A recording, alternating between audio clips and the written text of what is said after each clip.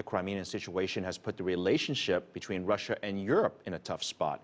The EU has come out with sanctions against individuals involved in the crisis, but so far, not against any high-ranking officials in Putin's government. There's fear the sanctions could ultimately hurt the economic ties between the two. Sandra Gathmann has more.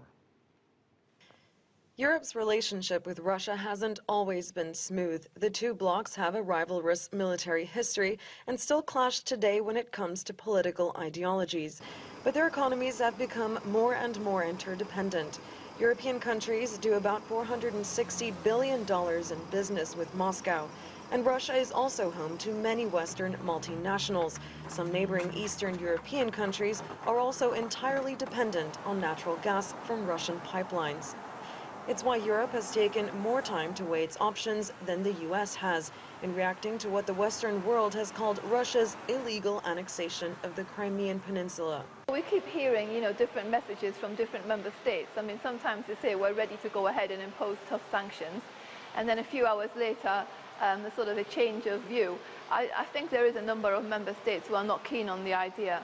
Those member states who do have strong economic ties with Russia, and there's going to be obviously some blowback from the Kremlin on this. I don't doubt that. The UK, for instance, wants to protect Russian investments in the City of London. And countries like France have arms deals with Moscow in the works. Germany in particular has close business ties with Russia, home to some of its car manufacturing plants.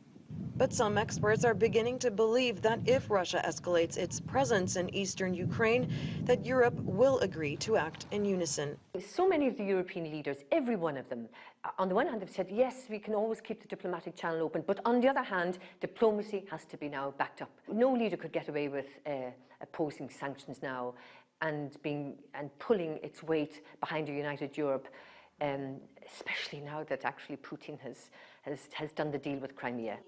But it's Russia's next steps that will determine how prepared the EU is to bring about tough trade and economic restrictions that will not only carry consequences for the fragile economies on either side, but freeze the prospect of peaceful political dialogue. For now, Europe will be watching Russia's actions closely, with the threat of extending their current list of sanctions to high-ranking political officials in Moscow. Sandra Gathmann for CCTV in Brussels.